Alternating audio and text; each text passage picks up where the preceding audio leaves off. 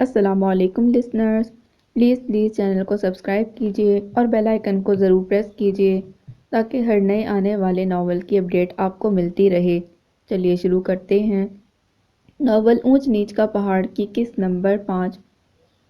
احمر اپنے جبڑے کو سہلاتے سیدھا ہوا اور زین پر پل پڑا۔ دونوں میں جم کے لڑائی شروع ہوئی۔ احمر زین سے نہ صرف قد میں لمبا تھا بلکہ قوی بھی تھا، پھر بھی زین اسے ٹف ٹائم دے رہا تھا اور یہی چیز احمر کو آگ بگولا کر رہی تھی۔ وہ جھکا اور ایک موٹا سا پتھر اٹھا کر زین کے سر کا تاک کے نشانہ باندھا۔ پتھر سیدھا اس کی پیشانی پر لگا اور خون بہنے لگا۔ زین اپنا سر لیے وہیں نیچے گھٹنوں کے بل بیٹھ گیا۔ احمر چھاتی پھیلاتا اپنی آستینیں کستا اس تک آیا۔ اسی موقع سے زین نے فائدہ اٹھایا اور مٹھی بھر کے مٹی احمر کے منہ پر اچھال دی۔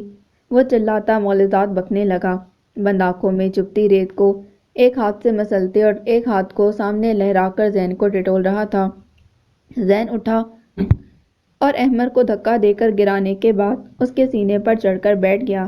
اس نے اسے مسلسل مکوں اور تھپڑوں پر رکھ دیا تھا، مار مار کے جب تک اس کے ناک اور منہ سے خون نہ نکال دیا تب تک وہ اس کے اوپر سے اٹھا نہیں، اور جس وقت اسے لگا کہ احمر میں اب پلٹ کر وار کرنے کی سکت نہیں رہی تب زین اس کے منہ پر تھوک کر پیچھے ہو گیا۔ اپنا بیگ کندھے پر ڈال کر اور خضر کا بیگ تقریباً گھسیٹتا ہوا وہ جھاڑیوں سے باہر آیا تو وہاں خضر اور اس کا ایک اور دوست بت بنے کھڑے تھے۔ خضر زین کی خون میں بھیگی شرٹ دیکھ کر سن رہ گیا۔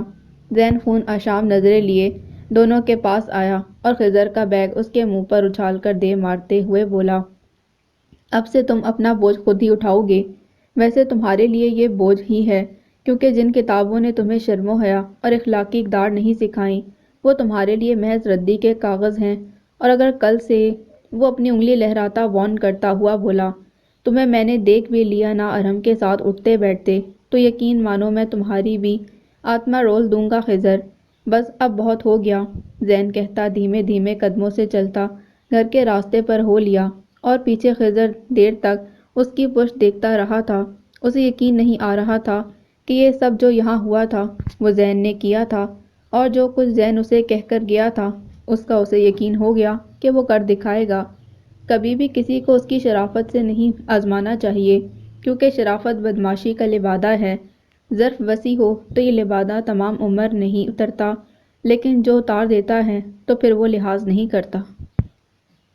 اس دن کے بعد سے خضر کو زین نے ارہم کے ساتھ کلاس میں کبھی بیٹھے نہیں دیکھا۔ زین نے ہمت کی اور پرنسپل کے پاس جا کر ارہم کی ذاتی طور پر شکایت کر دی۔ کچھ جانچ تحقیق کے بعد اسے اسکول سے نکال دیا گیا۔ اسکول میں جیسے یکدم زین نمایاں ہوا تھا، یوں لگنے لگا اسے مقناطیسی اشعاعیں پھوٹنے لگی ہیں جو سب کو اپنی جانب کھینچتی تھیں۔ امتحانات تک کا وقت زین کے لیے گولڈن پیریڈ بن گیا۔ خضر کو ہفتہ 10 دن کافی افاقہ رہا، لیکن اسکول میں زین کی ناموری اسے ہضم کرنا مشکل ترین ہو گیا۔ اساتذہ کو یکدم جیسے زین قابل ترین سٹوڈنٹ لگنے لگا تھا، حالانکہ اس کی ذہنی استعداد بھی اتنی ہی تھی اور قابلیت بھی پہلے جیسی ہی تھی، لیکن کوئی گیدڑ سنگی ہی تھی جو سب نے سونگھ لی تھی۔ خضر کی چپ زبانی جیسے ساری کلاس کے کندھوں سے جھڑ گئی تھی، اور اس سب کا نتیجہ تھا کہ گھر میں اس نے زین کا جینا محال کر دیا تھا۔ سعدیہ گو کہ اکبر صاحب کی شدید تنبیہ کے بعد زین کو بلا وجہ ڈانٹنے سے گریز کر رہی تھیں، لیکن جب خضر من گھڑت شکایات لے کر کچن میں آتا، کسی اور مصروفیت کے موقع پر پہنچتا تو ان کا پارا ہائی ہو جاتا۔ وہ زین کے سر پر پہنچ کر اسے بے نقص سناتی اور خضر کی مانگ پوری کرنے کو کہتی، خضر کو نوٹس دو اپنے، پہلے اسے یاد کرنے دو، پھر تم کر لینا۔ اس کی پریکٹیکل کاپیز کمپلیٹ کر دو، بعد میں اپنی کرنا۔ خضر پڑھائی سے بد دل ہو رہا ہے زین، کسی ٹیسٹ میں اس سے کم مارکس لے لو گے تو اس میں جوش پیدا ہوگا، وہ بھی لگن سے پڑھے گا۔ میرا اچھا بیٹا، بھائی بھائیوں کے لیے جان بھی دے دیتے ہیں، تم چند ٹیسٹ میں مارکس کم نہیں لے سکتے، کب سمجھو گے تم بڑے بھائی کی قدر زین؟ اور زین سر پکڑ کر رہ جاتا جو حقیقتاً دکھنے لگتا تھا۔ وہ چکی کے 2 پارٹوں میں پس رہا تھا اور دونوں پارٹ اس کا رواں رواں پیس دیتے۔ دل میں دلائل کا انبار جمع ہو چکا تھا جو وہ ماں کو دینا چاہتا تھا، لیکن جرأت نہیں تھی۔ سعدیہ اور خضر اسے مل کر ذہنی اور نفسیاتی دباؤ میں لے رہے تھے، لیکن اسے اس بار اپنے لیے اسٹیپ لینا تھا۔ اس نے اکبر صاحب سے بات کی اور ان کی اجازت سے اپنا کچھ سامان پیک کیا اور توقیر چاچو کے ہاں چلا گیا۔ میٹرک کے ایگزامز تک وہ سکون سے وہیں رہا اور اس بات پر سعدیہ اسے بری طرح ناراض ہو گئی تھی کیونکہ انہیں یہ دکھ تھا کہ وہ گھر رہ کر خضر کی پڑھائی میں مدد کرتا جبکہ خضر اپنا زیادہ تر وقت بوٹیاں بنانے، جیومیٹری کی اندرونی سائڈ پر چھوٹی چھوٹی بوٹیاں چپکانے اور محفوظ کرنے میں اور پیپر بورڈ کی سائڈ پر آنکھیں پھوڑ باریک لکھائی میں مشکل سوالات نوٹ کرتا رہتا جو اسے امتحانات میں نقل کرنے تھے۔ جو وقت گزرتا تھا زویا زین سے قریب ہو گئی۔ وہ اس سے 7 سال چھوٹی تھی، پھر بھی اپنی ہر پرابلم زین سے ڈسکس کرنا پسند کرتی تھی۔ وہ ماں اور باپ دونوں کی لاڈلی تھی، اس لیے موڈی بھی تھی، لیکن خود سر نہیں تھی۔ اس کی طبیعت میں ٹھہراؤ زین کے ساتھ کی وجہ سے آیا تھا۔ وہ لاشعوری طور پر بھائی کی اچھی عادات کو کاپی کرتی تھی اور سعدیہ کو دونوں کی عادتوں میں مماثلت حیران کرتی تھی۔ انہیں اب زین کی طرح زویا سے بھی شکایت تھی کہ وہ خضر کے قریب نہیں ہے۔ جو وقت گزرتا تھا وہ پہلے سے زیادہ خضر کو بڑھاوا دینے لگی تھیں۔ انہیں گھر کا سب سے مظلوم اور ستایا ہوا فرد اپنا بڑا بیٹا لگتا تھا جسے نہ باپ پیار کرتا تھا نہ بہن بھائی، لیکن انہوں نے کبھی یہ نہیں سوچا کہ باپ کے رویے میں کھچاؤ کیوں آیا اور بہن بھائی اس سے دور کیوں ہوئے۔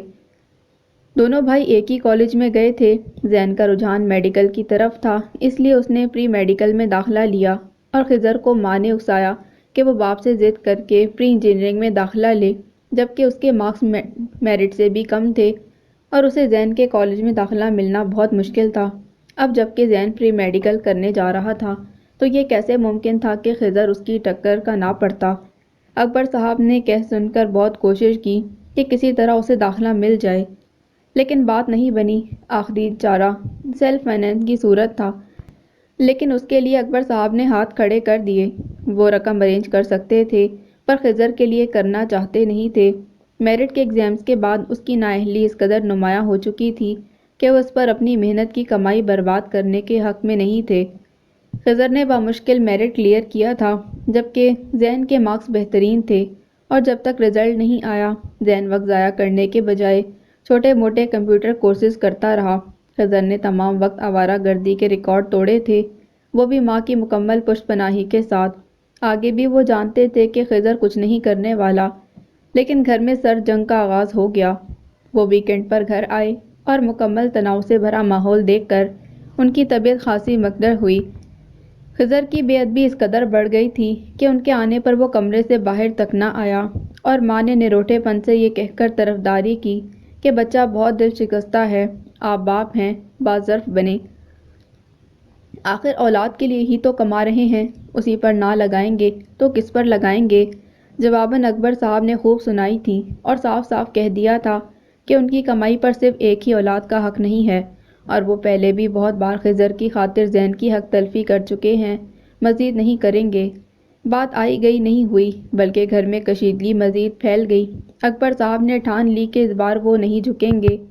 اس شام کو زویا اپنے ہاتھوں سے ان کے لیے چائے لے کر آئی تو پاس ہی بیٹھ گئی۔ اکبر صاحب نے محبت پاش نگاہوں سے بیٹی کو دیکھا جس میں وقت کے ساتھ خاصا بدلاؤ آ گیا تھا۔ ابو، ایک بات کہوں آپ سے؟ وہ باپ سے بات کرنے میں ہچکچاتی نہیں تھی، اس لیے تمہید بھی نہیں باندھی تھی۔ کچھ چاہیے میری گڑیا کو؟ اکبر صاحب نے چائے کی چسکی لیتے پوچھا۔ زویا نفی میں سر ہلاتے بولی، اپنے لیے نہیں ابو، اپنے بھائیوں کے لیے چاہیے۔ اکبر صاحب کی تیوریوں پر بل پڑے۔ چائے کے مگ کے کنارے پر انگلی پھیرتے وہ خاموشی سے اس کے بولنے کا انتظار کرنے لگے۔ ابو، آپ خضر بھائی کا ایڈمیشن کروا دیں کسی بھی طرح، پلیز ابو، ورنہ وہ زین بھائی کا جینا محال کر دیں گے۔ امی آپ کو پتہ ہے نا خضر بھائی کی باتوں میں آ جاتی ہیں، اور پھر آپ تو چلے جاتے ہیں ویکنڈ گزار کر، پیچھے زین بھائی بہت مشکل میں پڑ جاتے ہیں۔ وہ سیدھا ماں کا نام نہیں لے رہی تھی، حالانکہ وہ جانتے تھے کہ اکیلا خضر نہیں جو زین کو پریشان کرتا ہے۔ پلیز ابو، مجھے اپنے دونوں بھائیوں سے محبت ہے، لیکن زین بھائی نے کبھی کوئی فرمائش نہیں کی، کبھی کسی بات کے لیے لڑائی نہیں کی، اور ڈاکٹر بننا ان کا اولین خواب ہے۔ اگر آپ نے خضر بھائی کا ایڈمیشن نہ کروایا تو زین بھائی کبھی سکون سے پڑھ نہیں پائیں گے۔ پلیز ابو کچھ کریں، آپ ہی کر سکتے ہیں زین بھائی کی خاطر۔ زویا 7ویں جماعت میں تھی لیکن اس کی گفتگو کا انداز اور لب و لہجہ انہیں اپنی ماں کی یاد دلا گیا، وہی مدلل لیکن التجائیہ انداز اپنی بات منوانے کا۔ وہ مسکرائے اور زویا کا سر اپنے سینے سے لگا لیا۔ پرسوچ نگاہیں غیر مرئی نقطے پر جمائے چائے کے گھونٹ بھرتے وہ سنجیدگی سے زویا کی بات پر عمل کرنے کا سوچ رہے تھے۔ کالج لائف ہر طالب علم کی زندگی میں ایک ایڈونچرس جرنی کی طرح ہوتی ہے۔ روز نت نئے تجربات اور مشاہدات۔ زین اور خضر کی کالج لائف بھی شروع ہو گئی تھی۔ دونوں خوش تھے اور جوش بھی تھا۔ ڈاکٹر بننا زین کا خواب تھا جو اس نے تب سے دیکھنا شروع کیا جب ایک بار وہ بچپن میں چھت کی سیڑھیاں اترتے گرا اور بری طرح گھٹنا چلوا بیٹھا۔ دوپہر کا وقت تھا، امی سو رہی تھیں۔ وہ سہما سہما لنگڑاتا چلتا ماں کے سرہانے آ کھڑا ہوا۔ کروٹ کے بل لیٹی وہ گہری نیند میں تھی۔ اس نے ہلکی ہلکی 2-3 آوازیں دیں کہ ماں نیند سے جاگ گئی تو ٹھیک ورنہ واپس ہو لے گا۔ اندر یہ خوف بھی تھا کہ کہیں مار نہ پڑ جائے، کیونکہ امی کو نیند سے جگائے جانا سخت ناگوار گزرتا تھا۔ وہ ماں سے کہنے کا ارادہ ترک کر کے کچن میں چلا آیا۔ اسے معلوم تھا فرسٹ ایڈ باکس یہیں کہیں رکھا ہوگا۔ تھوڑی تلاش بسیار کے بعد وہ ڈھونڈنے میں کامیاب ہو گیا۔ پھر وہیں ایک طرف رکھی پیڑھی پر بیٹھا اور ٹانگ سامنے پھیلا کر گھٹنے کو دیکھنے لگا۔ یکدم اس نے دوسری پیڑھی اٹھائی اور اپنے سامنے رکھ کر اس پر اپنی ٹانگ رکھ دی اور اپنی آواز کو قدرے بھاری بنا کر کہنے لگا، جی بیٹا کیا ہوا ہے آپ کو؟ او ہو، یہ تو بڑی سخت چوٹ لگ گئی آپ کو۔ ایک ڈاکٹر کی طرح اس نے سامنے رکھی پیڑھی کو دیکھتے ہوئے کہا۔ پھر اپنی اصل آواز میں جواب دیا، ڈاکٹر انکل چوٹ لگ گئی بہت سخت، بہت بہت درد ہو رہا ہے۔ ہائے ہائے، وہ درد سے لوٹ پوٹ ہونے کی ایکٹنگ کرتا نقلی ڈاکٹر کو بتا رہا تھا۔ اچھا اچھا بیٹا حوصلہ رکھو، یہ تو بڑا بہادر بچہ ہے نا؟ کون سی کلاس میں پڑھتا ہے یہ بیٹا؟ ڈاکٹر بن کر اپنے زخم کا جائزہ لیتے اس نے فرسٹ ایڈ باکس کا ڈبہ کھول کر اندر سے سرخ محلول والی شیشی نکالی اور ساتھ میں مریض بچے یعنی خود سے ہی سوال کیا۔ جواباً وہی درد میں ڈوبی آواز نکلی، کلاس 6۔ ہائے ہائے، واہ جی واہ، یہ تو بہت لائق بچہ ہے۔ چلو 6 کا ٹیبل تو سناؤ ذرا۔ ڈاکٹر صاحب اب روئی پر وہ سرخ دوائی لگاتے کہہ رہے تھے، مما مجھے آتا ہے، 1 منٹ، 6 1 ز 6، 6 2 ز۔ مریض کے ٹیبل سنانے کا فائدہ اٹھاتے ڈاکٹر صاحب نے روئی کا فایا اس کے زخم پر رکھ دیا۔ مریض درد سے چلایا، او ہائے، اچھے اور بہادر بچے تو کبھی نہیں روتے۔ آپ تو اتنے بہادر ہو کے اپنی امی کے بغیر آ گئے، ان کو تو پتہ بھی نہیں کہ آپ کو اتنی سخت چوٹ لگی ہے۔ یہ ہوتے ہیں بریو بچے، ہے نا؟ خیالی ڈاکٹر نے اصلی مریض کا دکھ زبان سے بیان کیا اور پھر خیالی نرس کی طرف دیکھتے کہا، نرس بینڈیج دیں پلیز، ابھی ہم مرم پٹی کر دیں گے تو رات تک درد بھی ٹھیک ہو جائے گا، ٹھیک ہے نا بیٹا؟ نرس سے پٹی پکڑ کر ڈاکٹر صاحب نے مریض کے گھٹنے کی پٹی کی اور پھر 2 تھپکیاں دے کر مریض کو کھڑا کیا۔ مریض 2 قدم چلا تو کرا اٹھا، آنکھوں میں آنسو آ گئے۔ آرام سے، زیادہ زور نہیں ڈالنا، تھوڑے درد تو ہوگا پھر ٹھیک ہو جائے گا۔ اب آپ گھر جاؤ اور امی سے کہنا دودھ کے ساتھ دوائی کھلا دیں۔ اتنا کہہ کر ڈاکٹر کی آواز پھر بھر آئی اور وہ مریض بن کر اپنا گھٹنا تھامے سسک کر رونے لگا۔ اس دن جب وہ ڈاکٹر بنا اپنا ہی علاج کر رہا تھا، اس نے ارادہ کیا کہ وہ بڑا ہو کر ڈاکٹر بنے گا اور بہت محبت سے سب کا علاج کرے گا۔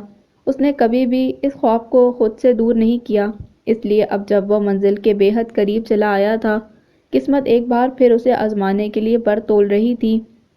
2 سال خوب محنت کرنے کے بعد وہ اچھے مارکس اسکور کرنے میں کامیاب ہو گیا تھا۔ اسے تو تھا ہی اکبر کو بھی یقین تھا کہ اس کا داخلہ کسی بھی میڈیکل کالج میں بآسانی ہو جائے گا۔ اس کی محنت اور لگن رنگ لے آئی تھی، لیکن رنگ میں بھنگ ڈالنے کے لیے خضر آستینے کسے سامنے موجود تھا۔ بدقسمتی سے وہ اچھے نمبرز تو دور بمشکل FSC کلیئر کر سکا تھا اور یہ اس کے خود سے زیادہ زین کے حق میں برا ثابت ہوا تھا۔ اکبر صاحب زین کی کامیابی پر بے حد خوش تھے۔ وہ چاہتے تھے کہ زین کو لاہور کے میڈیکل کالج میں داخلہ مل جائے تو اچھا ہوگا، اس طرح سے وہ ان کے قریب رہ کر بآسانی پڑھ سکتا تھا۔ ہاسٹل کے بجائے وہ ان کے ساتھ رہتا تو جو توجہ وہ بچپن میں اسے کبھی نہیں دے پائے تھے، اس کی کمی پوری کر سکتے تھے۔ لیکن جب وہ ویکنڈ پر گھر آئے تو ایک بہت بڑا معرکہ ان کا منتظر تھا۔ خضر نے گھر میں تماشا کھڑا کر رکھا تھا کہ اگر وہ انجینئرنگ نہیں کر سکا تو زین بھی میڈیکل نہیں کرے گا۔ اکبر صاحب سر پکڑ کر رہ گئے۔ دل تو چاہا کہ خضر کے قد کاٹ کا لحاظ کیے بنا آج جوتا اتار ہی لیں اور اس کا دماغ ٹھکانے لگا دیں۔ وہ زین کی اتری شکل دیکھ کر سمجھ گئے تھے کہ گھر میں یہ ہنگامہ تازہ نہیں بلکہ اسے کئی دن گزر چکے ہیں۔ خضر سے بات کرنے اور اسے سمجھانے کا کوئی فائدہ نہیں تھا، کیونکہ جو اطوار شروع سے اس کی تربیت کا حصہ بن چکے تھے وہ انہیں کیوں کر بدل سکتا تھا۔ وہ منواتا آیا تھا اور ابھی بھی مصر تھا کہ اس کی مانی جائے۔ وہ زین کی کامیابی برداشت کر ہی نہیں سکتا تھا، کیونکہ اسے اول دن سے سمجھایا گیا تھا کہ وہ برتر اور اعلیٰ ہے اور جو اچھا ہے وہ اسی کے لیے ہے، اور جو اسے ناپسند آئے وہ چھوٹے بھائی کو دے دو۔ بچوں میں اونچ نیچ کا پیمانہ بناتے وقت والدین بھول جاتے ہیں کہ اس پیمانے پر ایک بار جسے اونچ پر کھڑا کر دیا جائے وہ کبھی نہیں جھکتا اور نہ نیچے والے کو اونچائی پر آنے دیتا ہے۔ نتیجتاً مقابلے بازی کی فضا کے در پردہ خود غرضی اور نفرت جنم لیتی ہے اور خونی رشتوں میں ہوپ ختم ہو جاتی ہے۔ اکبر صاحب کو یقین تھا کہ اس معاملے میں سعدیہ یقیناً غیر جانبدار ہوں گی، کیونکہ کوئی ماں اپنی اولاد کا مستقبل خراب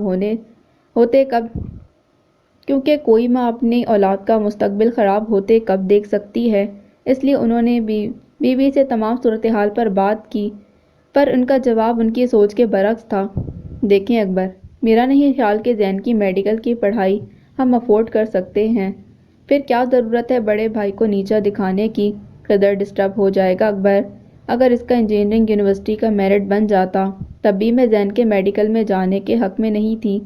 دیکھیں نا، ہم خضر کے اخراجات ہی بمشکل اٹھا پاتے، کجا کے میڈیکل کی اتنی مہنگی پڑھائی، اور پھر زین ماشاءاللہ اتنا لائق ہے، کسی بھی فیلڈ میں جائے کامیاب ہو ہی جائے گا۔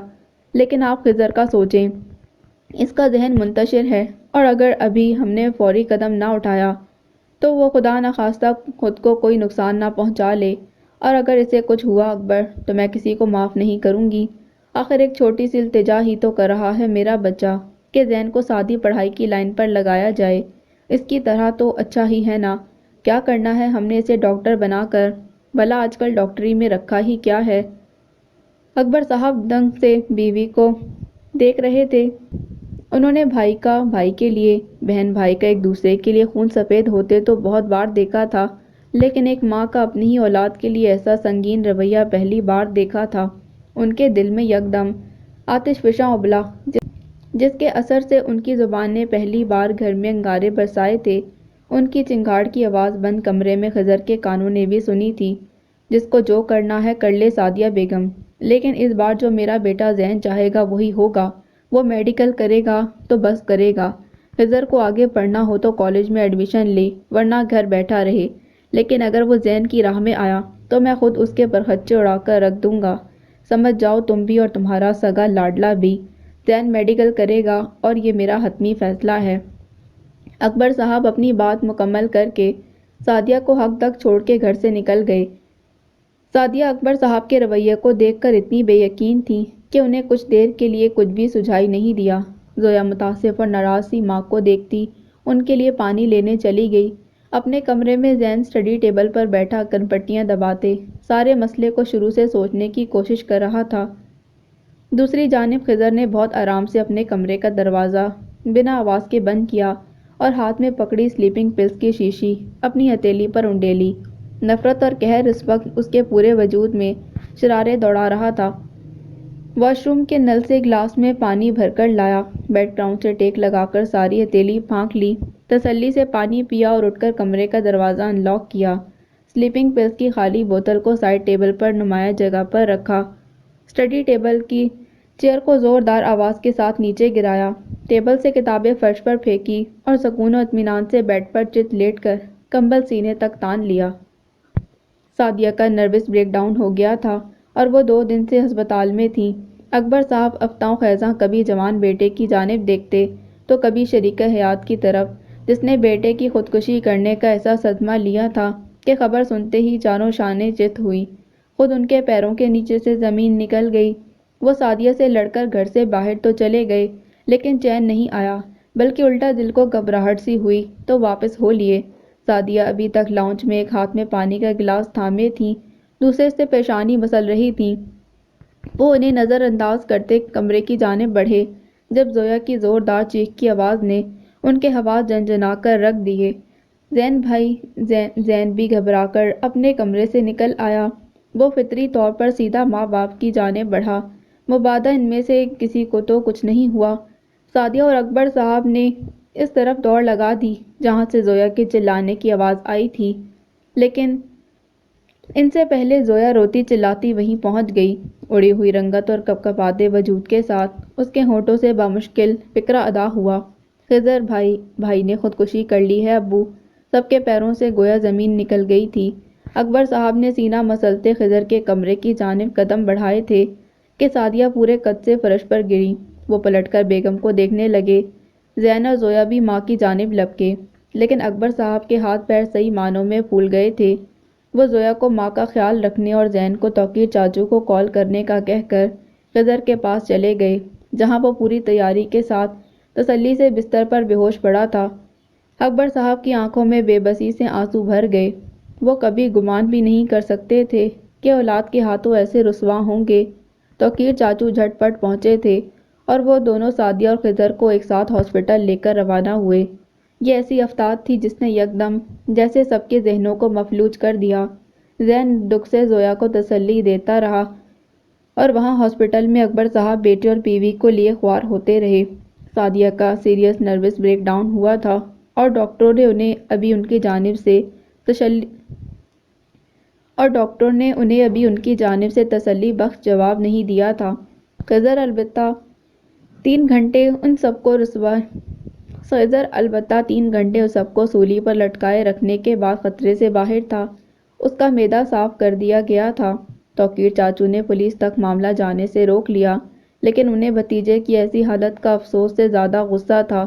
وہ جانتے تھے کہ شدت پسند ان کا بھتیجا اپنی منوانے کے لیے کسی بھی حد تک جا سکتا تھا، اور ان کی بھابھی تو بیٹے کی پیدائش کے ساتھ ہی اس کی مرید ہو گئی تھی۔ نہ خضر سے پہلے کچھ تو نہ اس کے بعد بینچ پر بیٹھ کر ساتھ بیٹھے نڈھال اور پریشان حال بڑے بھائی کو دلاسا دیتے۔ ان کی سوچیں مسلسل ذہن کی گٹھ منڈلا رہی تھیں۔ ایک بھائی کی خود غرضی اور چالاکی کی بھینٹ اسی کے سگے بھائی کا مستقبل چڑھنے والا تھا، اس کا افسوس انہیں ہمیشہ رہنے والا تھا۔ اکبر صاحب نے آفس سے مزید 1 ہفتے کی چھٹی لے لی۔ گھر میں ان کی ضرورت تھی، اور ویسے بھی واپس جا کر ان کا دل یہیں اٹکا رہتا۔ خضر فاتح بن کر گھر لوٹا تھا، نہ کوئی شرمندگی نہ کوئی ملال۔ ماں کی نڈھالی اور بیماری کو اس نے خراج سمجھ کر وصول کیا تھا۔ اس کی گردن مزید تن گئی جب اسے پتہ چلا کہ سعدیہ کا اس کی خودکشی کی خبر سن کر نروس بریک ڈاؤن ہو گیا تھا۔ سعدیہ بھی شوہر سے شاکی تھیں کہ اگر انہوں نے بروقت معاملہ سنبھال لیا ہوتا تو نہ خضر ایسا خطرناک قدم اٹھاتا اور نہ وہ موت کے منہ کو چھو کر آتی۔ انہیں ابھی بھی یہ سوچ سوچ کر جھٹکے لگتے کہ اگر ان کے بیٹے کو کچھ ہو جاتا تو وہ کیا کرتی بھلا۔ تو ثابت ہو گیا کہ زور آور کا بس چلے تو وہ 10 کے 7 نوٹوں کو 100 ثابت کر دے۔ اکبر صاحب نے ہار مان لی، اور ایک بار پھر نہیں، وہ ہر بار ہار جاتے تھے۔ انہوں نے مان لیا تھا کہ قدرت اب ان سے زین کی تکلیفوں کا ازالہ نہیں چاہتی، شاید وہ انہیں سستے میں چھوڑنا نہیں چاہتی تھی۔ وہ شکستہ سے اندھیرا کیے لاؤنج میں اکیلے بیٹھے تھے۔ نہ انہوں نے دوپہر کا کھانا کھایا تھا نہ رات کا۔ توقیر چاچو کی مہربانی تھی جو وہ اتنے دن سے اپنے گھر سے کھانا بھجوا رہے تھے، ورنہ چھوٹی سی زویا ابھی اس قابل نہ تھی کہ کھانا پکا سکتی۔ سعدیہ کو بھی ڈاکٹرز نے زیادہ چلنے پھرنے سے منع کیا تھا، اور کسی قسم کا بھی ذہنی دباؤ ان کے لیے خطرناک ثابت ہوتا۔ اسی ڈر کے پیش نظر آج صبح اکبر صاحب نے بہت صباؤ سے بیوی سے بات کرنے کی آخری کوشش کی۔ خضر نے جو کرنا تھا کر لیا، ورنہ اتنا آسان نہیں ہوتا۔ اسے بھی اندازہ ہو گیا ہوگا کہ خودکشی کرنے کے بعد انسان پر کیا بیتتی ہے جب تک جان نہ نکل جائے۔ میرا خیال ہے اس کے جذباتی پن میں کافی افاقہ ہوا ہوگا۔ اب تم اسے سمجھاؤ اور اس کی بیکار ضد سے باز رکھنے کی کوشش کرو۔ زین کا ایڈمیشن ہو جائے گا تو اسے میں اپنے پاس لاہور رکھ لوں گا۔ نہ وہ خضر کے سامنے ہوگا نہ جب کلیش پیدا ہوگی۔ وہ نگاہیں جھکائے ناگوار لیکن محتاط لہجے میں خضر کے بارے میں بات کر رہے تھے، جبکہ سعدیہ انہیں پھٹی پھٹی نگاہوں سے دیکھے جا رہی تھی۔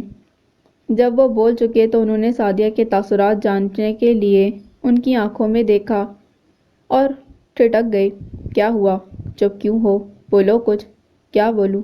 بولنے کے قابل چھوڑا ہے آپ نے، وہ گڑائیں۔ اتنا کچھ ہو گیا، میں اور میرا بچہ مرتے مرتے بچے ہیں، اور آپ کو ابھی بھی ذہن کی پڑی ہے۔ اکبر، آپ اتنے ظالم اور کٹھور کیسے ہو سکتے ہیں؟ آپ پوری پلاننگ کر کے کیسے رٹے رٹائے جملے بولتے چلے جا رہے ہیں؟ ان کا تنفس تیز ہونے لگا۔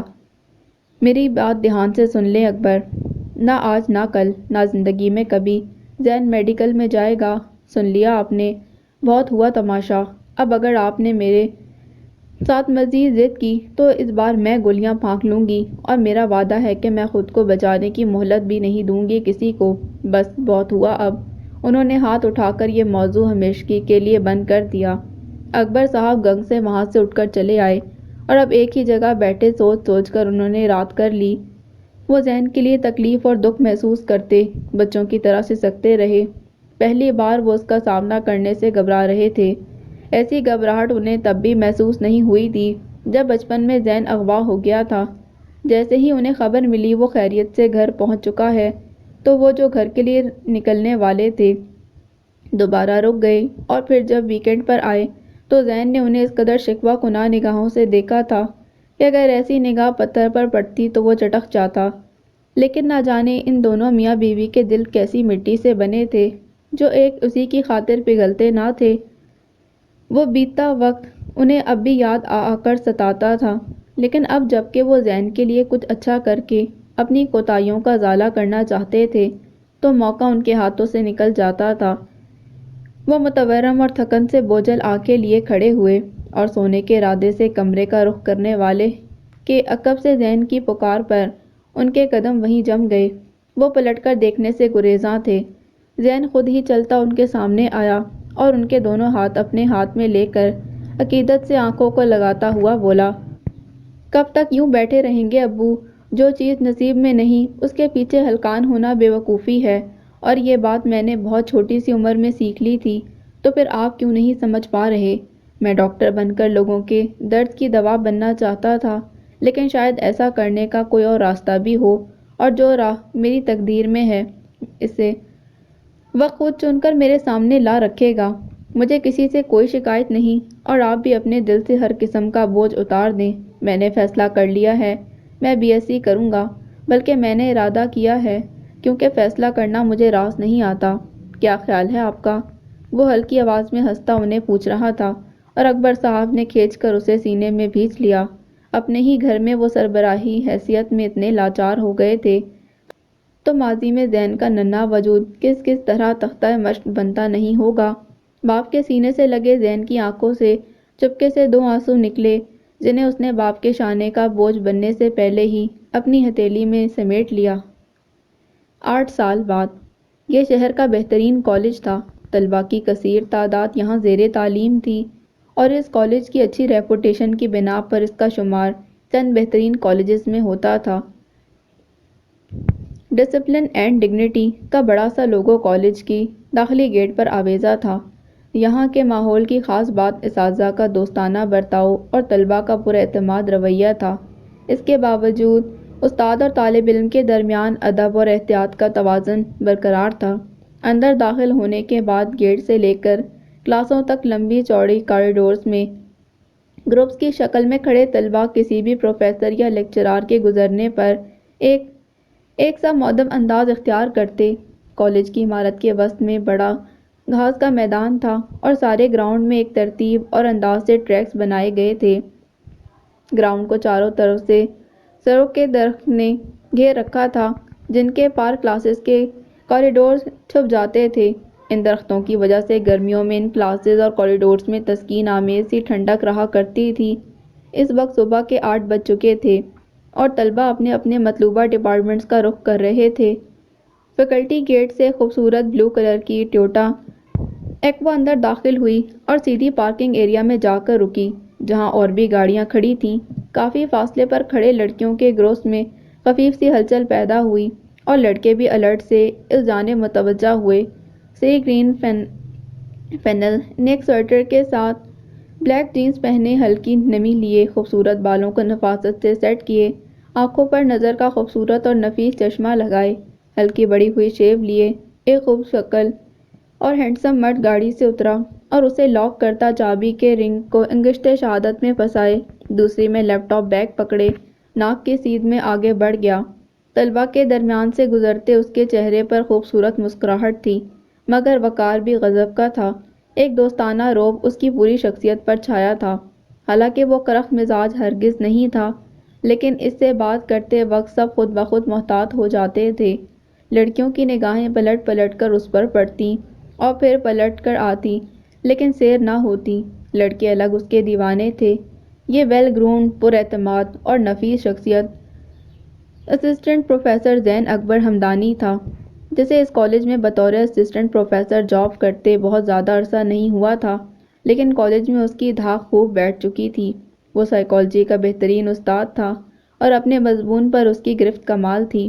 اس کی گریسفل پرسنالٹی نے لڑکیوں کو ایک طرف، لڑکوں تک کو سحر میں مبتلا کر رکھا تھا۔ وہ بولتا تھا تو دلائل سے پرگفتگو مقابل کو لاجواب کر دیتی تھی، اور جب خاموش ہوتا تو اس کی ذہانت سے پر آنکھیں سرگوشیاں کرتی۔ اساتذہ میں اس کا ایک مقام تھا۔ وہ سینئرز کے لیے فخر اور جونیئرز کے لیے موٹیویشن تھا۔ چھوٹی سی عمر میں وہ جس پوسٹ پر تھا، یہ اسے تھالی میں نہیں ملی تھی۔ اس کی دن رات کی محنت اور مضبوط قوت ارادی کا اس میں مکمل دخل تھا۔ اسٹاف روم میں موجود اسٹاف سے الیک سلیک کر کے اپنے لاکر سے ضروری اشیاء ہاتھ میں لیے وہ چہرے پر مسکراہٹ سجائے سائیکالوجی ڈپارٹمنٹ کی جانب بڑھ گیا۔ اگلے 1.5 گھنٹے کے لیے وہ مسلسل مصروف تھا، کیونکہ اوپر تلے اس کے لیکچرز تھے اور وہ کبھی اکتاتا نہیں تھا۔ پڑھانا اسے دنیا کی سب سے فرحت بخش خدمت لگتی تھی۔ کہنے کو 8 سال تھے، لیکن یہ ایک طویل عرصہ تھا جس میں اس نے دن رات ایک کیے رکھے تھا۔ 8 سال پہلے جب وہ اپنی قوت ارادی کے بل پر مردہ تن لیے کھڑا ہوا تھا، تو وہ نہیں جانتا تھا کہ اس کا آئندہ لائے عمل کیا ہوگا۔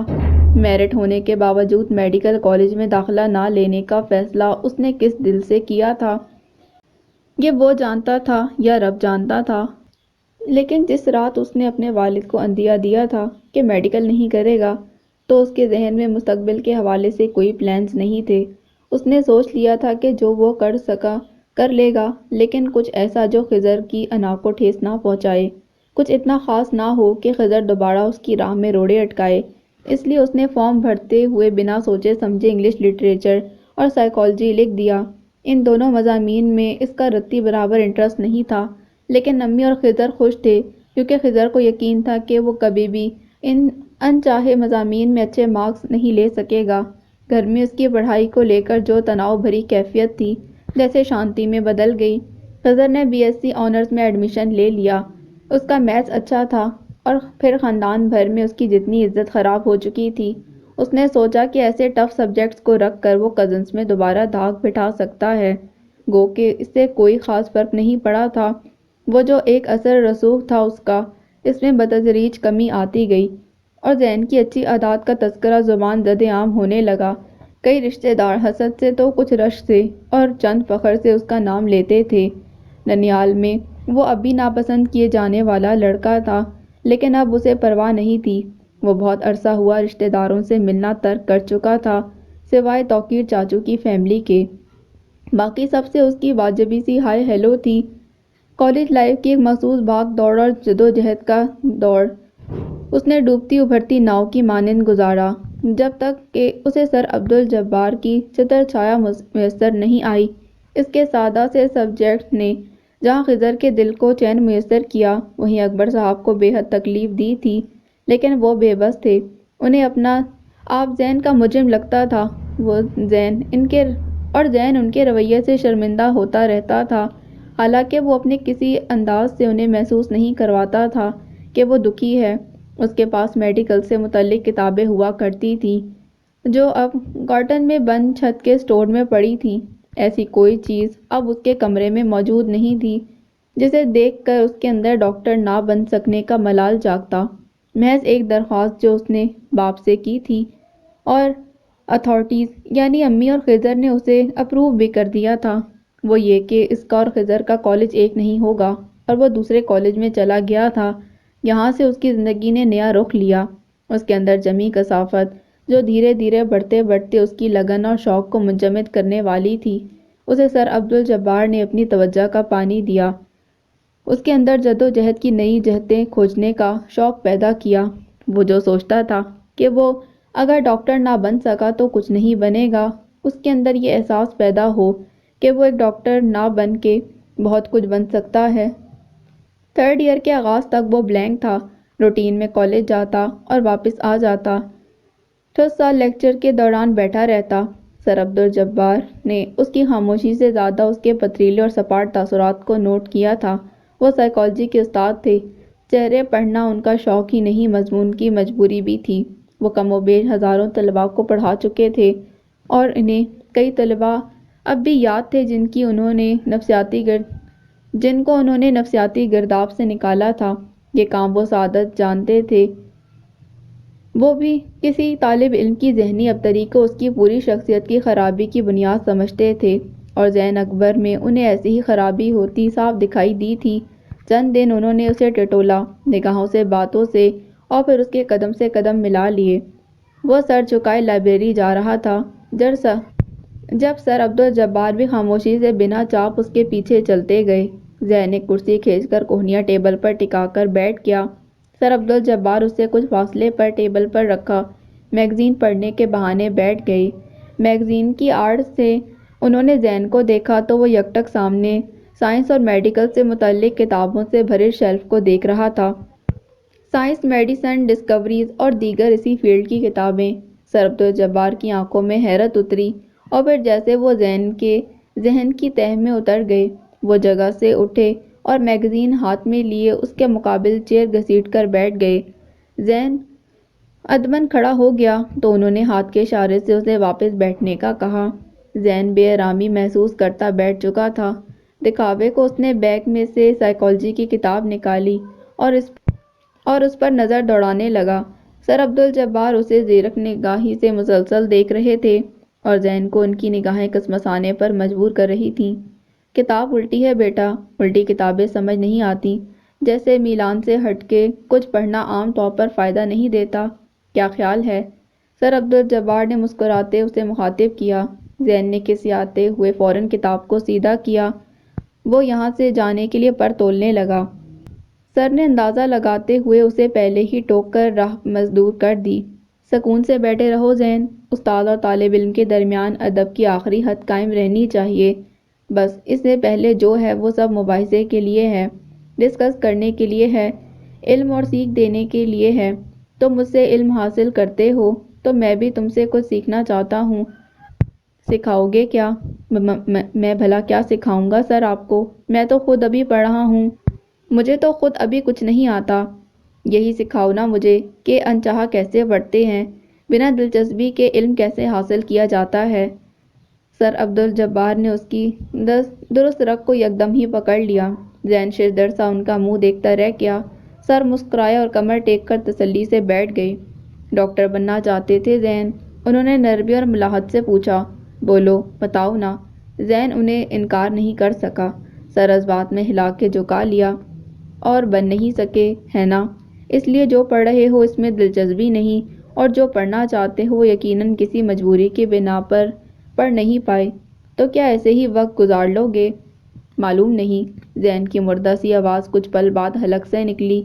نہیں، ایسا نہیں ہوتا ذہن، ہمیں معلوم ہوتا ہے کہ ہمیں کیا کرنا ہے، کرنا بھی ہے کہ نہیں کرنا۔ اگر تمہیں پڑھنا ہے تو تم پڑھو گے، بھلے سے کیسے بھی حالات ہوں، اور اگر نہیں پڑھنا تو تم لازمی ناکام ہی رہو گے۔ تو بتاؤ کیا کوئی اور آپشن ہے تمہارے پاس؟